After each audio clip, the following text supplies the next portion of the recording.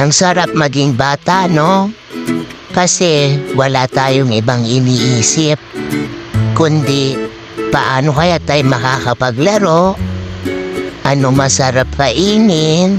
Hindi na natin pinoproblema kasi sila nanay at tatay ang mag-iisip.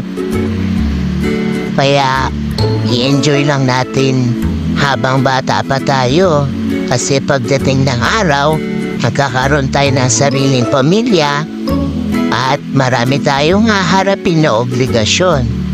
Kaya kids, alam nyo na, habang bata pa tayo, enjoy lang tayo at mag-aral ng mabuti para pagdating ng panahon, maganda ang kinabukasan natin at makakahanap tayo ng magandang trabaho para sa future natin.